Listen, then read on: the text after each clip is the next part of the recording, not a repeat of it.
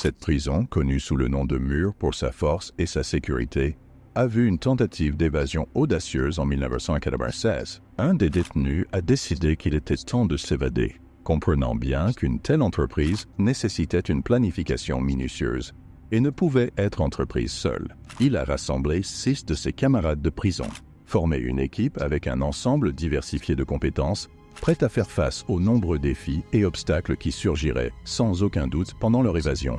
Dans la phase finale de leur plan, 2 membres de l'équipe creusaient le tunnel d'évasion quand soudainement, les alarmes de la prison se sont déclenchées en raison d'un autre détenu poignardant un gardien. Cet incident a mis la prison en état d'urgence, avec des gardes sécurisant méthodiquement les prisonniers dans leurs cellules. La question pressante était de savoir comment ces deux-là allaient sortir du tunnel sans être détectés sous une telle haute sécurité. Les actions audacieuses des détenus lors de leur tentative d'évasion sont abondantes dans les événements palpitants de cette histoire. C'est une histoire qui montre l'intelligence et la rapidité d'esprit des prisonniers pour naviguer à travers leur situation. Alors, plongeons dans la vidéo pour découvrir toute l'histoire. Cette prison, connue sous le nom de Western Penitentiary, est située à Pittsburgh, en Pennsylvanie, et est l'un des établissements correctionnels les plus anciens d'Amérique et du monde. Elle a été construite en 1882 et a fermé ses portes en 2005, marquant une remarquable période de 123 ans de fonctionnement. Lors de son inauguration en 1882, il était considéré comme l'une des prisons les plus modernes et avancées. Elle a été créée avec l'intention noble de réformer les détenus qui est entré dans ses murs. Cependant, depuis plus d'un siècle, il s'est transformé en un endroit qui ne pouvait être décrit que comme infernal, tout comme beaucoup d'autres prisons américaines de l'époque. Connue pour son sécurité redoutable, la prison a gagné le surnom de la muraille, parce que tout au long de son existence de plus d'un siècle, pas un seul prisonnier n'a réussi à s'échapper de ses confins. Son extérieur ressemblait à un château fortifié, avec des murs massifs entièrement faits de ciment et de pierres solides, renforcés avec du fer et jugés impénétrables. Ces murs s'étendaient à 3 mètres sous terre. À l'intérieur, la prison était encore sécurisée par plusieurs portes internes à chaque bloc de cellules et sections, complétées par de nombreuses tours de guet externes et des systèmes de sécurité. Un des détenus, un homme nommé Nuno Pontus, n'était pas un criminel ordinaire. Il a été incarcéré pour son expertise en tant que casseur de coffres-forts, spécialisé dans les coffres et les voûtes. Qu'il s'agisse de cambrioler des magasins, des bureaux ou même des maisons, Nuno utilisait ses compétences pour ouvrir des coffres-forts, forcer les serrures et même enfoncer les portes, les ouvrir par un moyen quelconque pour voler le contenu à l'intérieur. De plus, il aimait jouer à Robin des Bois, distribuant les biens volés à sa famille, ses voisins et ses amis, et des amis qui étaient pauvres ou dans des situations difficiles. Cependant, la part du lion était toujours gardée pour lui permettant de se faire plaisir avec des voitures de luxe, de dîner dans les restaurants les plus chers et de visiter des endroits extravagants tout au long de sa vie. Nuno s'est retrouvé derrière les barreaux plusieurs fois et en 1992, il a été condamné à 15 ans à la pénitentiaire de l'Ouest, ou le mur. Nuno observait les conditions de la prison se dégrader jour après jour. L'établissement était surpeuplé, hébergeant des détenus bien au-delà de sa capacité, et la violence entre les prisonniers s'est intensifiée. Parfois, il voyait des détenus se poignarder pour des raisons futiles, certains mourant même devant lui.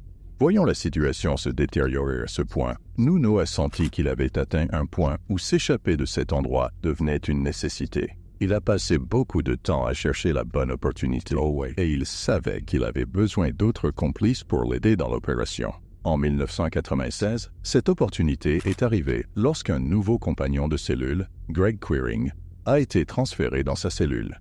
Les deux ont rapidement fait connaissance et sont devenus amis, partageant de nombreux points communs et des personnalités similaires. Nuno sentait qu'il pouvait faire confiance à Greg. Ainsi, un jour, ils se sont assis et Nuno a parlé du plan d'évasion. Greg était immédiatement enthousiaste et a accepté de se joindre. Ensemble, ils ont réfléchi à diverses méthodes d'évasion. Une idée initiale était de démolir un mur de la prison d'une manière ou d'une autre et de s'échapper par là. Mais ils ont rapidement abandonné cette idée, réalisant que même s'ils parvenaient à l'exécuter, l'évasion serait rapidement découverte et elle serait reprise. Une autre idée était de s'enfuir via les camions ou les véhicules de construction transportant des matériaux de construction, car la prison était toujours en maintenance. Cependant, L'administration pénitentiaire était vigilante face à cette possibilité, effectuant des dénombrements avant que tout camion ne quitte la prison pour s'assurer que tous les détenus étaient présents. Ainsi, s'échapper en camion était jugé impossible et écarté. Leur troisième idée était l'approche classique de creuser un tunnel souterrain. Le seul problème était que tout au long de l'histoire de la prison, de nombreux détenus avaient tenté de s'évader par des tunnels, mais aucun n'avait réussi. Ils étaient toujours découverts ou quelque chose tournait mal. Nuno devait donc trouver un moyen de creuser un tunnel et éviter les erreurs des détenus précédents. Alors, ils ont décidé de choisir cette option. La première chose dont ils avaient besoin était un troisième partenaire ayant de l'expérience en creusement de tunnels, car ni lui ni Gray n'avaient l'expertise nécessaire pour cette tâche. Voici le rôle d'un prisonnier nommé Kevin Billingsley, qui purgeait une peine de 40 ans pour divers chefs d'accusation, dont des vols et des agressions armées. Kevin avait l'expertise dont Nuno avait besoin. Il était un fouilleur et un excavateur expérimenté grâce à son précédent travail dans les mines. Kevin avait aussi envisagé de s'échapper, mais ne savait pas par où commencer, où creuser le tunnel et où il devait mener.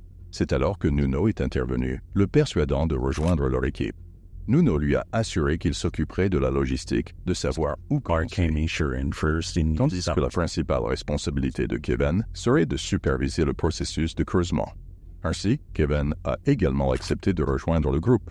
Maintenant, la tâche de Nuno est de repérer l'emplacement de creusement dans la vaste prison pour déterminer l'endroit optimal. Il devait explorer la prison et ses différentes zones et bâtiments, ce qui nécessitait de trouver un emploi à l'intérieur de la prison. Les prisons ont souvent un système pour employer les détenus, donc Nuno avait besoin d'un travail qui lui permettrait de se déplacer dans différentes parties de la prison et d'explorer sa disposition et ses installations. Le meilleur poste qu'il a trouvé pour lui offrir cette opportunité était dans la maintenance, un rôle supervisé par l'ingénieur de la prison. Le bureau de l'ingénieur était responsable de l'entretien de la plomberie, les systèmes de drainage, les connexions électriques et la ventilation, ce qui signifie que le travail s'étendait à toutes les zones et sections de la prison. De plus, le bureau de l'ingénieur contenait tous les plans de la prison, y compris chaque bâtiment et section, ce qui en faisait l'endroit parfait pour lui travailler. En effet, Nuno a réussi à obtenir un poste au bureau de l'ingénieur de la prison, ou à l'atelier de maintenance, lui donnant accès à tous les problèmes de maintenance au sein de la prison. Ce rôle lui a permis de recueillir des informations détaillées sur la disposition et le système de division de la prison. Bien sûr, cette collecte d'informations ne s'est pas faite du jour au lendemain. Cela a pris plusieurs mois. Pendant ces mois, Nuno était constamment à la recherche du meilleur endroit pour commencer le tunnel. Heureusement, un jour, un problème de maintenance est survenu dans l'entrepôt externe de la prison. Cet entrepôt, situé juste à l'extérieur des murs de la prison, faisait face à la rue, mais était toujours considéré comme faisant partie de la prison. Il contrôlait le mouvement des marchandises et des articles venant de l'extérieur dans la prison, et parfois servait d'espace de stockage pour ces objets, jusqu'à ce qu'ils soient nécessaires dans la prison. Il était plus facile de recevoir et de stocker des marchandises, nécessitant moins de sécurité puisque c'était en dehors de la prison. Ce bâtiment d'entrepôt, adjacent au mur de la prison et faisant directement face à la rue, était connu par Nuno pour être le point de sortie parfait s'il pouvait l'atteindre par le tunnel. Il pouvait accéder directement à la rue à partir de là, ce qui en faisait le point de sortie idéal pour le tunnel. Maintenant, sachant où le tunnel devait se terminer, Nuno devait encore déterminer le point de départ, de préférence aussi près de l'entrepôt que possible pour minimiser la longueur du tunnel. Et encore une fois, la chance était de son côté, car le bâtiment de maintenance dans la prison, celui dans lequel il travaillait, qui est montré en orange comme vous le voyez, était directement en face de l'entrepôt externe, qui est marqué en vert. Par conséquent, le meilleur point de départ pour le tunnel était le bâtiment de maintenance où il travaillait. De là, il pouvait creuser un tunnel relativement court directement vers l'entrepôt. Mais le défi était de creuser dans le même atelier sans être découvert. Après avoir étudié les plans de la prison, Nuno a découvert une deuxième pièce dans le même bâtiment d'entretien. Cette pièce avait un vide sanitaire en dessous, un espace entre le sol de la salle d'entretien et le sol. Pour clarifier, revenons à ce plan. Voici l'entrepôt extérieur qu'il vise, et voici le bâtiment de maintenance qui est divisé en deux sections. La section de droite est l'atelier de maintenance où travaille Nuno, et la section de gauche est une salle appartenant au bâtiment de maintenance. Cette chambre, avec l'espace rampant en dessous, est l'endroit où il prévoyait de commencer à creuser le tunnel. Cependant, Le problème était que cette salle d'entretien, d'où il voulait creuser le tunnel, était fermée à clé, et le seul accès se faisait par une porte en acier, dont la clé était uniquement détenue par les gardes. Par conséquent, entrer par la porte était difficile, voire presque impossible. La deuxième option qu'ils avaient était de percer les murs de la salle de maintenance. Derrière la salle, il y avait des murs en briques de pierre. Si Nuno pouvait percer ce mur, il pourrait entrer dans l'espace de rangement de la pièce. La seule méthode qui lui soit venue à l'esprit pour briser ou casser le mur était d'utiliser une perceuse qui était disponible dans l'atelier de maintenance. Cependant, il ne pouvait pas simplement prendre la perceuse. Il commence à travailler sur le mur. Il avait besoin d'un prétexte ou d'une excuse. Alors, il est allé casser un tuyau d'eau près de la salle d'entretien, la pièce même dont il voulait percer le mur. Puis il a signalé le tuyau cassé qu'il avait intentionnellement endommagé. Il a dit à l'ingénieur de maintenance responsable qu'il pouvait réparer le tuyau. Et l'ingénieur lui a permis de prendre les outils nécessaires pour le travail. Un des outils de Nuno C'était un exercice. Selon les règles de la prison, il devait être accompagné d'un garde pendant qu'il travaillait, ce qui signifie qu'il ne le laisserait pas utiliser des outils dangereux comme une perceuse sans que quelqu'un le surveille. Alors, Nuno est sorti avec le garde et a commencé à travailler sur le tuyau qu'il avait lui-même cassé, avec le garde debout derrière lui dans la zone de travail. L'espace de travail était essentiellement un couloir formé par 2 murs et un plafond au-dessus.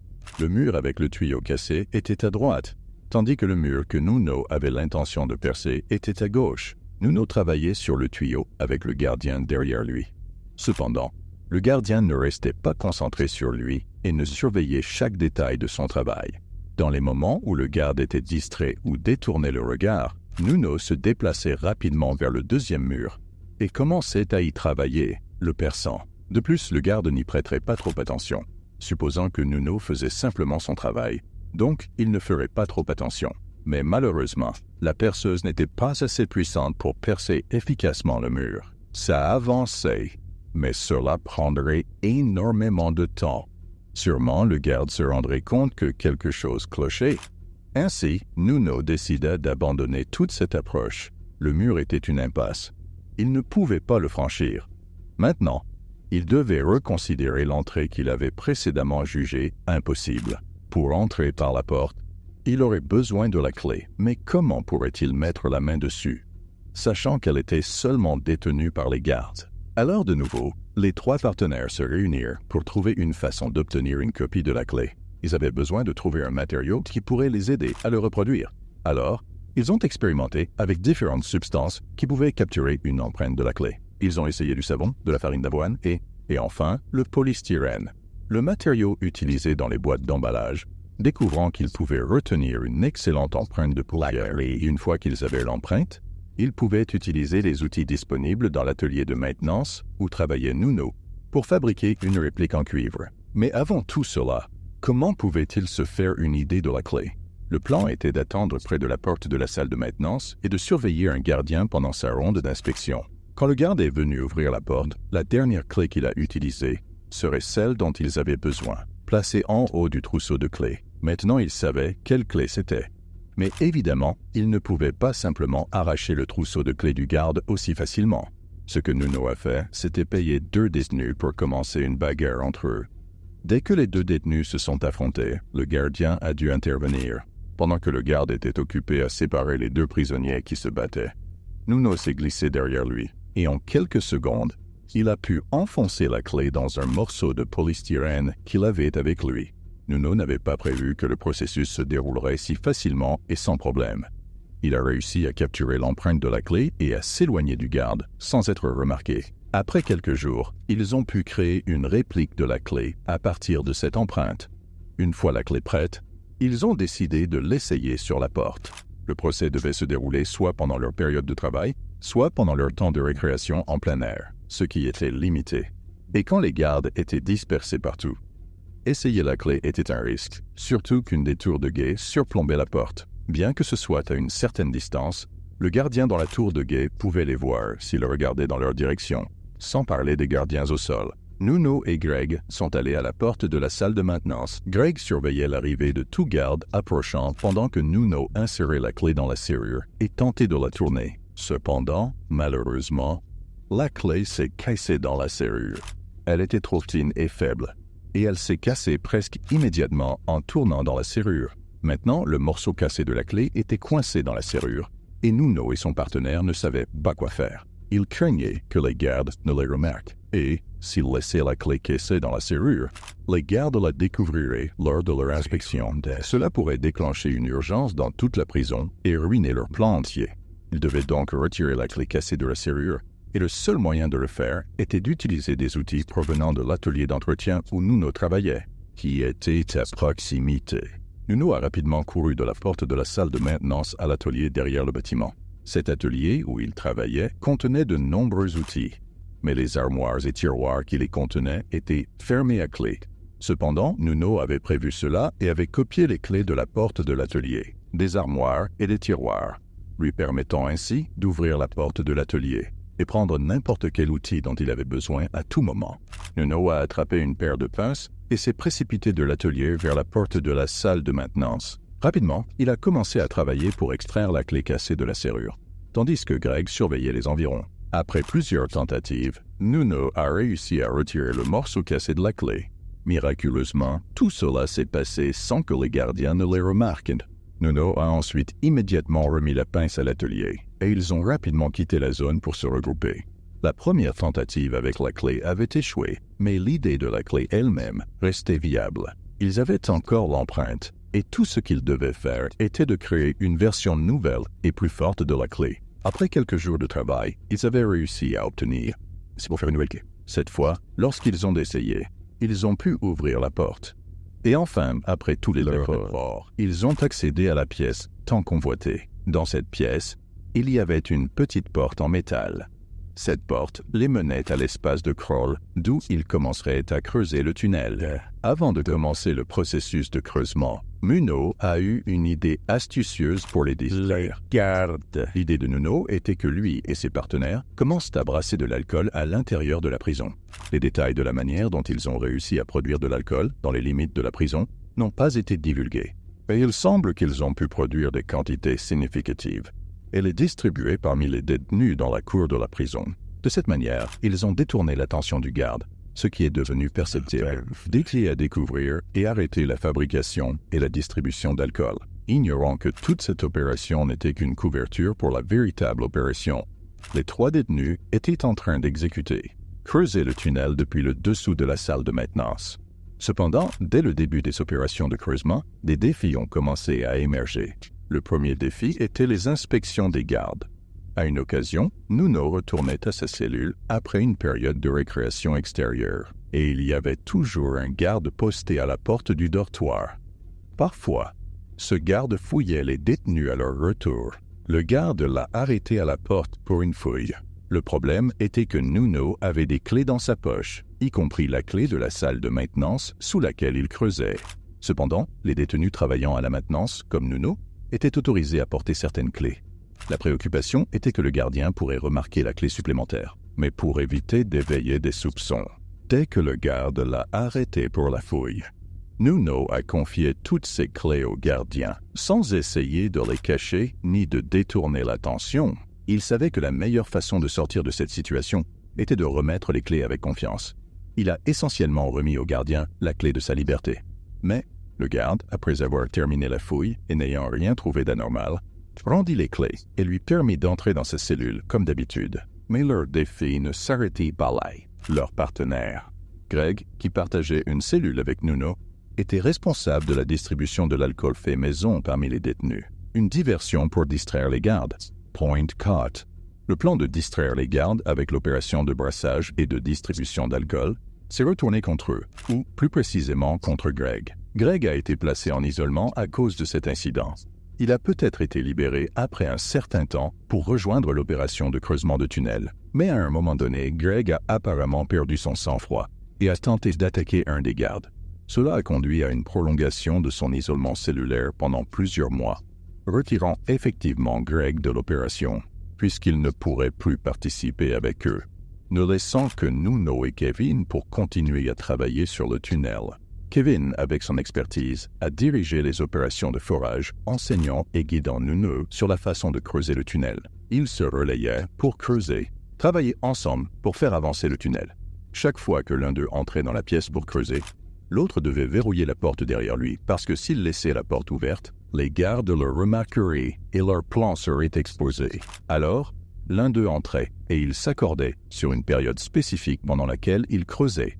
Et après ce temps, son partenaire revenait et ouvrait la porte pour lui. Le processus de creusement était loin d'être facile. Leur outil de creusement était juste des morceaux de bois, et ils avaient un petit seau pour sortir la terre du tunnel. Ils ont également volé des casques avec des lampes dans un des bâtiments de la prison.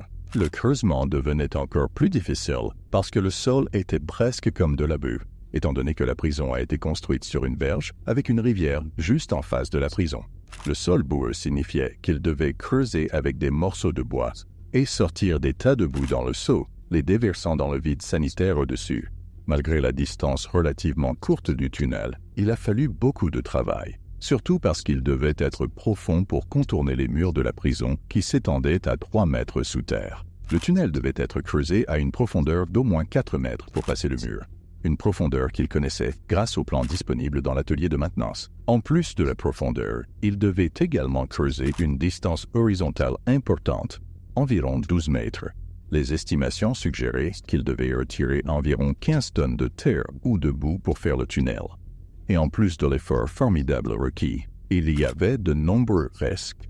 La première était l'éventuel effondrement du tunnel, surtout puisqu'il n'avait rien pour le soutenir. De plus, les camions qui passaient sur la route au-dessus d'eux secouaient le sol, pas directement au-dessus du tunnel, mais à proximité. Étant près de l'entrepôt externe face à la rue, qui recevait beaucoup de marchandises pour la prison. Ces camions qui passaient augmentaient le risque d'effondrement du tunnel.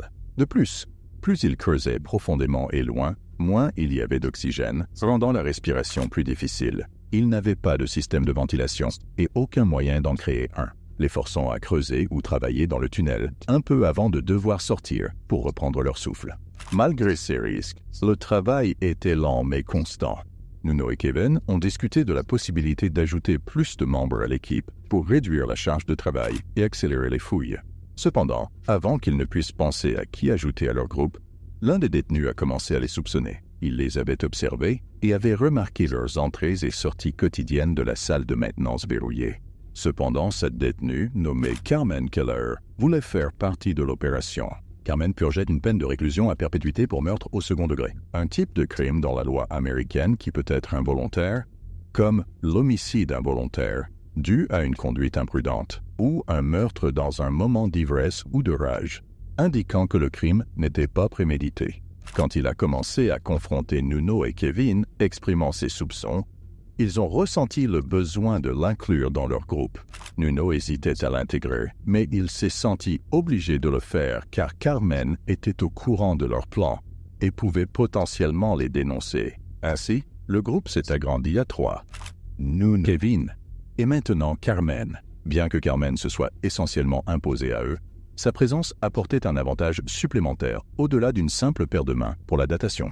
Carmen travaillait au département d'éducation et de réhabilitation de la prison, ce qui lui accordait certains privilèges pouvant aider à leur évasion. Un privilège clé était sa capacité à accéder librement à la plupart des zones de la prison sans éveiller les soupçons, lui offrant plus de temps et d'opportunités pour creuser. De plus, une partie de son travail lui permettait de délivrer des laissez-passer à d'autres détenus pour quitter leurs cellules ou leurs espaces de travail si nécessaire. Ainsi, l'arrivée de Carmen dans le groupe était plus avantageuse que simplement avoir une personne supplémentaire pour aider à creuser. Pendant ce temps, Nuno a commencé à planifier leur échappée, réalisant qu'ils auraient besoin d'un véhicule pour les éloigner de la zone de la prison une fois qu'ils sortiraient du tunnel. Malheureusement, aucun d'eux, y compris leurs associés, ne connaissait quelqu'un en dehors de la prison qui pourrait les aider. Pour cette raison, Nuno a décidé de recruter un 4e membre pour leur groupe, quelqu'un avec des connexions à l'extérieur de la prison qui pourrait potentiellement fournir une voiture ou les aider à s'échapper. Voici le nouveau membre du groupe, un vieil homme nommé George Cunard. Kennard était un meurtrier condamné, purgeant une peine de réclusion à perpétuité et originaire de Pittsburgh, la même ville où se trouvait la prison. Il avait des relations qui pouvaient soi-disant fournir une voiture pour leur évasion après leur sortie de prison. Ils ont ajouté le vieux George au groupe uniquement pour sa capacité à trouver quelqu'un qui pourrait leur apporter une voiture. George n'était pas censé creuser avec eux en raison de son âge. Les 3 capables de creuser. Ils ont un point comme ça. Oui, Nuno et Carmen pouvaient creuser le matin en raison de leurs horaires de travail et de la nature de leur emploi, alors que Kevin ne pouvait creuser que pendant l'après-midi et le début de soirée, quand les détenus étaient dehors pour leur temps de récréation. Après environ 1 mois de travail continu, ils ont réussi à creuser à une profondeur de 4 mètres et horizontalement sur environ 9 mètres, les plaçant directement sous le mur de la prison selon les plans. Ils étaient proches de terminer leur tâche, mais il y avait toujours le risque d'être découverts à tout moment. Et en effet, un désastre a frappé un jour de décembre 1996 avec Kevin et Carmen étalés à la maintenance. Kevin et Carmen sont entrés pour continuer à creuser et Nuno a fermé la porte derrière eux avant de se diriger vers la salle à manger de la prison pour manger. Soudain, alors qu'ils mangeaient, les alarmes de la prison se sont déclenchées et les gardiens ont ordonné à tous les détenus de retourner immédiatement dans leurs cellules. La cause était qu'un détenu avait poignardé 2 gardes. Un incident comme celui-ci déclenchait immédiatement un état d'urgence dans la prison, nécessitant le retour de tous les détenus dans leurs cellules pour un comptage et une fouille. Le problème était que Kevin et Carmen étaient enfermés dans la salle de maintenance, creusant le tunnel pendant qu'ils dormaient. Nuno et tous les autres détenus ont été ordonnés de retourner dans leurs cellules. Nuno devait réfléchir rapidement pour sortir ses partenaires, car s'ils ne pouvaient pas, leur plan serait exposé, entraînant des peines plus sévères et un isolement à long terme pour eux tous. Alors que les gardiens commençaient à rassembler les détenus pour les ramener dans leurs cellules, Nuno, se tenant en ligne pour entrer dans son dortoir, a demandé à 2 détenus de commencer une bagarre, leur promettant une récompense. Pendant que le gardien était distrait par la bagarre, Nuno a profité de l'occasion pour s'éclipser du gars couru à la salle de maintenance pour libérer ses amis. Nuno de Adlandrerie que la prison était en mode d'urgence et il n'y avait aucune échappatoire. De fortes chances qu'un coq le verrait. Il a rapidement ouvert la porte de la salle de maintenance, s'est dirigé directement vers son bureau. Passé à l'espace de crawl. Et en atteignant l'entrée du tunnel, ils trouvèrent Kevin et Carmen se préparant à sortir. Parce qu'ils avaient entendu les alarmes et réalisé que quelque chose se passait. Ils étaient presque sortis du tunnel, une circonstance fortuite, car entrer et sortir d'un tunnel de cette profondeur et longueur n'était pas facile. Nuno leur a dit à la hâte qu'ils devaient quitter la pièce. Kevin et Carmen se sont rapidement habillés et ont quitté la zone. Admettons-le, il n'y avait aucun garde aux alentours. Chacun des 3 a réussi à s'échapper dans leur cellule rapidement, sans éveiller le moindre soupçon, évitant miraculeusement le désastre qui aurait pu leur arriver. Cet incident a considérablement renforcé le lien et la relation entre les 4 détenus, les motivant à creuser le tunnel plus rapidement. Tous les membres du groupe sont devenus plus disposés à suivre les instructions de Nuno, qu'il voyait vraiment comme un leader, parce qu'il ne les avait pas abandonnés pendant un moment critique. Au lieu de cela, il a risqué sa sécurité pour les sauver, ainsi que l'opération, sachant que terminer le tunnel n'était qu'une question de temps. Maintenant, il devait se concentrer sur le plan après l'évasion. Le vieux George était censé organiser quelqu'un pour fournir une voiture à l'extérieur de la prison, mais il n'a pas réussi à accomplir cette tâche, même si c'était sa seule tâche, car il n'était même pas impliqué dans le creusement. Par conséquent, Nuno devait trouver une solution de rechange. L'idée qui lui est venue à l'esprit était de voler une voiture après s'être échappé de prison. Cependant, aucun d'entre eux n'avait d'expérience dans ce domaine. Ils devaient donc trouver un nouveau détenu expert en vol de voiture pour les rejoindre. Ils ont donc ajouté un nouveau membre, Andrew Haim, un voleur de voiture purgeant 10 ans pour vol et agression. Avec l'inclusion d'Andrew, le nombre de membres du groupe est passé à 5. Andrew a rejoint vers la fin du creusement du tunnel, mais son rôle principal entrerait en jeu après leur émergence du tunnel. Cela signifiait qu'il contribuerait de manière significative à l'opération et jouerait un rôle essentiel, même s'il ne participait pas aux fouilles. Étonnamment, Andrew n'était pas le dernier ajout à l'équipe. Un 6e membre allait bientôt les rejoindre. Ce membre était un autre homme âgé, nommé Thomas.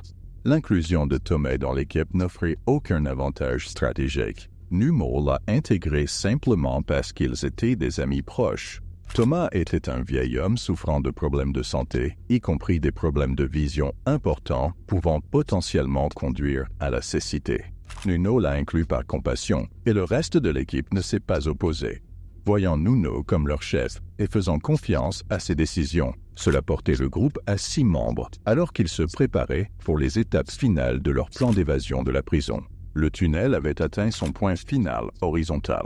Il restait à creuser vers le haut pour atteindre le sol de l'entrepôt extérieur. La phase la plus difficile du creusement de tunnel, car elle impliquait de creuser au-dessus de soi. Un faux pas pourrait provoquer l'effondrement du sol, enterrant potentiellement celui qui creuse vivant. Il est compréhensible qu'aucun des membres de l'équipe n'était enthousiaste à l'idée de se lancer dans cette aventure risquée. Personne ne voulait creuser au-dessus de sa tête, sauf Nuno, qui s'est avancé pour prendre la tâche, solidifiant ainsi sa position de leader. Creuser vers le haut à la fin du tunnel était dangereux, mais devait être rapide. À mesure que la terre et la boue étaient délogées, elles tombaient sous la force de gravité, ce qui permettait de les enlever avec le seau qu'ils avaient. Peu à peu, Nuno a commencé à frapper le sol et la boue au-dessus de lui, les faisant tomber, et a rapidement réussi à escalader et creuser à travers les 4 mètres jusqu'à ce que le dernier tas de terre tombe. Cela apporta une bouffée d'air frais, une respiration d'oxygène venant d'en haut qui rendait la respiration plus facile dans le tunnel. Cependant, la sortie n'était pas encore ouverte. Il faisait face au dernier obstacle. Les Plancher en acier renforcé. Traverser cette barrière serait l'une de leurs tâches les plus difficiles. Pour percer un sol en béton armé, des outils lourds étaient nécessaires. Au courant de cela, avait déjà fait des copies des clés. Le nôtre est plein d'outils. Sa familiarité avec l'atelier était cruciale car c'était son lieu de travail. Mais en général, il n'était pas autorisé à y accéder à volonté. Surtout pas pour prendre des outils à des fins non autorisées. Nuno est entré dans l'atelier et a pris une grande perceuse et un cric hydraulique, le type utilisé pour soulever les voitures, avec d'autres outils essentiels, de retour au tunnel. Ensemble, ils ont percé plusieurs trous dans différentes zones du sol en béton, visant à l'affaiblir.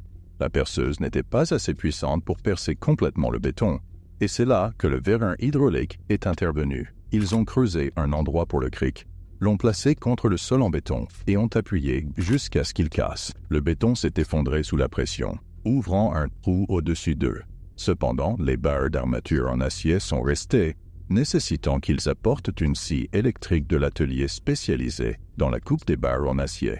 Couper ces barres ouvrait complètement la sortie du tunnel, leur permettant d'accéder à l'entrepôt externe.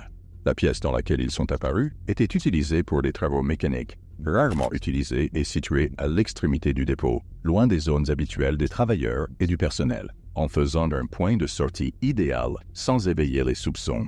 La trappe de sortie était prête, mais ils devaient attendre le lendemain pour s'échapper. Un retard risqué mais nécessaire, en espérant qu'ils ne seraient pas découverts. Le meilleur moment pour s'échapper était après l'aube, car les appels du soir et les portes verrouillées les empêchaient de quitter leur cellule après le soir. Le poste de Carmen Keller au sein du département d'éducation et de réhabilitation de la prison lui permettait de délivrer des permis pour qu'ils puissent sortir de leur cellule plus tôt. Ces permis étaient généralement pour des tâches spécifiques ou des rendez-vous au sein du département de l'éducation, jouant un rôle significatif dans leur plan d'évasion. Cette nuit-là, les 6 sont restés dans leur cellule, remplis d'anticipation et d'anxiété. Et Nuno n'a pas pu dormir. Le lendemain matin, 8 janvier, en 1997, ils ont initié leur plan d'évasion après 6 heures du matin, en utilisant les permis distribués par Carmen pour quitter leur cellule, sous prétexte d'aller assigner des tâches. Cependant, leur destination réelle était la salle de maintenance et le tunnel. Ils devaient se dépêcher, car le comptage des détenus du matin à 10 heures révélerait leur absence. Ils avaient besoin de chaque minute pour s'éloigner le plus possible de la prison. Ils ont tous les 6 atteint la salle de maintenance. Ils sont entrés ensemble et ont fermé la porte derrière eux, et ont décidé que Kevin entrerait dans le tunnel en premier, avec Nuno allant en dernier. Ils transitionnent les personnes âgées et Andrew, le voleur de voitures, au milieu puisque c'était la première fois qu'ils entraient dans le tunnel, les positionnant là pour aider en cas de problème. Naviguer dans le tunnel était un défi en soi, surtout pour les personnes âgées, en particulier pour Thomas, qu'ils avaient inclus par pitié, en raison de sa santé fragile et de sa mauvaise vision, rendant le passage à travers le tunnel particulièrement difficile pour lui. En effet, ils ont rencontré quelques difficultés avec les personnes âgées lors de la traversée, ce qui a causé des retards. Cependant, après quelques efforts et une entraide mutuelle, ils ont réussi à émerger de l'autre côté, un par un, La première chose qu'ils ont faite a été de se changer de leurs uniformes de prison en vêtements civils. Incroyablement, à l'époque, la prison permettait aux détenus de garder des vêtements personnels en plus de leur tenue de prison, une politique qui faisait partie des droits des prisonniers, probablement unique à cet État à l'époque. Émergeant du tunnel avec leurs vêtements, ils se sont rapidement changés en tenue civile vers 7h30. Il leur restait d'environ 2h30 avant le décompte des détenus à 10h du matin. Ils devaient trouver comment sortir de l'entrepôt sans être détectés.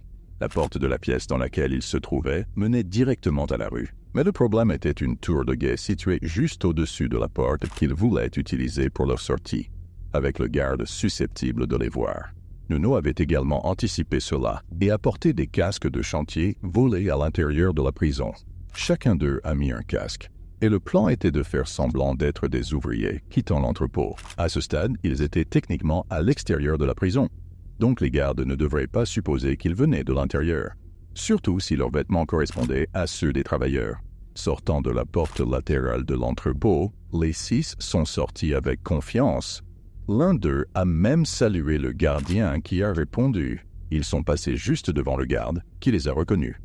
La tâche immédiate après avoir mis une distance de sécurité avec la prison était de voler une voiture. Andrew, le voleur de voiture, a réussi à ouvrir une porte de voiture et grâce à son expertise, il a démarré la voiture en la bricolant. Ils sont tous montés dans la voiture et ont commencé à s'éloigner de la prison, en direction du Texas. Nuno avait des contacts au Texas qui pouvaient potentiellement leur fournir de fausses identités à 10h du matin.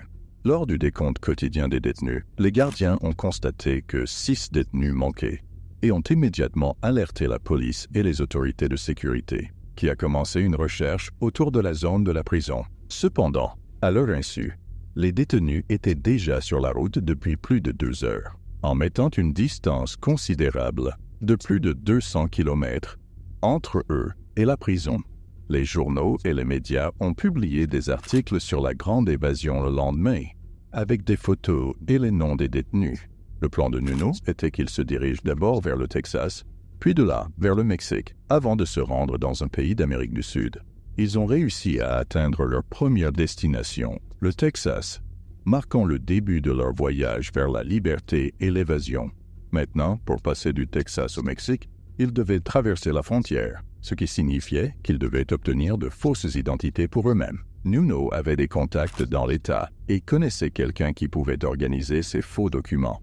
Mais le processus prendrait du temps. Il a contacté cette connaissance, entamant le processus de création des fausses pièces d'identité. Pendant la période d'attente, les 6 détenus ont séjourné dans un hôtel isolé au Texas. C'était à peine un hôtel selon les standards, mais l'important était qu'il offrait un endroit où ils pouvaient rester et dormir. Le 14 janvier 1997, 6 jours s'étaient écoulés depuis l'évasion, et la police les cherchait toujours, sans aucune piste sur leur localisation. Cependant, ce jour-là, la police a reçu un tuyau d'un parent de Thomas, le détenu âgé avec des problèmes de santé. Le parent a informé la police que Thomas avait été admis dans un hôpital au Texas, fournissant le premier indice aux autorités que les évadés étaient probablement au Texas. Thomas avait un problème de dépendance à la méthamphétamine. Il semble qu'il ait rechuté et utilisé la drogue pendant qu'ils étaient à l'hôtel, aggravant son état de santé. Cela a conduit à une vive dispute entre Nuno et Thomas au sujet de la consommation de drogue dans leurs circonstances précaires. Après la dispute, Thomas a décidé de quitter le groupe. Après avoir quitté l'hôtel, il semble qu'il ait perdu connaissance dans la rue, a été pris en charge par une ambulance et conduit à l'hôpital. Sa famille a ensuite été informée, ce qui a conduit son parent à contacter la police avec cette information. Avec cette piste, la police a émis une alerte à l'échelle de l'État pour les évadés au Texas, pensant qu'ils étaient toujours ensemble. Ils intensifient les patrouilles et les opérations de recherche dans tout le Texas, en espérant localiser le groupe, en supposant qu'ils étaient restés ensemble. Et d'ici le 18 janvier 1997, 10 jours s'étaient écoulés depuis l'évasion, et Nuno et ses compagnons attendaient toujours leurs fausses identités. Ce jour-là, Carmen et Nuno sont sortis en voiture quand une voiture de patrouille les a repérés et a tenté de les arrêter. Cependant, ils n'ont pas obéi à la police. Carmen, qui conduit, accélère, conduisant à une poursuite policière dans les rues. Finalement, Carmen a arrêté la voiture près d'une forêt, et lui et Carmen ont été emmenés à l'hôpital. Oh, ils se sont enfuis à pied! La police a réussi à attraper Carmen, mais Nuno s'est échappé avec succès, se faufilant entre les arbres. Nuno est resté en fuite, se cachant dans les forêts pendant 2 jours entiers. Après s'être assuré que la police avait perdu sa trace, il a décidé de revenir vers l'hôtel. Il a trouvé ses amis anxieux en attente. Ignorant des événements qui s'étaient déroulés, Nuno les a informés que Carmen avait été capturée. Face à un dilemme quant à savoir s'ils devaient quitter la région ou rester, ils ont décidé de rester dans la même ville pour attendre leur fausse identité, qu'ils attendaient depuis des jours. Cependant, ils prévoient de déménager dans un nouvel hôtel pour éviter d'être repérés. À leur insu, Carmen, désormais en garde à vue, les a trahis en informant la police de l'emplacement de leur hôtel. Heureusement, au moment où la police a agi sur le tuyau de Carmen, le groupe avait déjà déménagé dans un nouvel hôtel, bien qu'ils soient restés dans la même ville et l'État du Texas, attendant toujours leurs documents falsifiés. Sous la pression de la police, Carmen a divulgué plus d'informations, révélant l'identité de la personne avec qui il communiquait au sujet des documents falsifiés. Il a fourni à la police le nom et la description de l'homme, leur permettant de le localiser et de surveiller de près ses mouvements, alors que ce contact se préparait à livrer les identités falsifiées. Il se dirigea vers l'hôtel pour rencontrer Nuno et ses associés. Cependant, ignorant que la police le suivait, son arrivée au nouvel hôtel a conduit à un encerclement spectaculaire des lieux par la police et l'équipe SWAT. Ils ont pris d'assaut l'hôtel, sont entrés dans la chambre où Nuno et ses compagnons séjournaient, et les ont tous arrêtés. Ainsi, l'aventure des 6 détenus s'est conclue le 20 janvier 1997, après seulement 12 jours de liberté. Malgré des mois de planification et d'efforts, ils n'ont profité que d'une courte période de liberté avant de subir de graves répercussions. Les punitions infligées étaient plus sévères que prévu, servant d'exemple frappant de rétribution, bien que leur peine n'ait pas été considérablement prolongée. Par exemple, à distance, Nuno a été placé en isolement pendant 14 ans, passant 23 heures par jour dans sa cellule, avec seulement 1 heure à l'extérieur. Cette punition sévère était bien au-delà de ce qui aurait pu être jugé approprié. Cela conclut l'histoire, un conte de planification minutieuse, de brèves libertés et de dures conséquences. Si vous avez trouvé cette histoire intrigante, n'oubliez pas de liker la vidéo, de vous abonner à la chaîne si ce n'est pas déjà fait, d'activer la cloche de notification et de découvrir nos précédentes histoires passionnantes.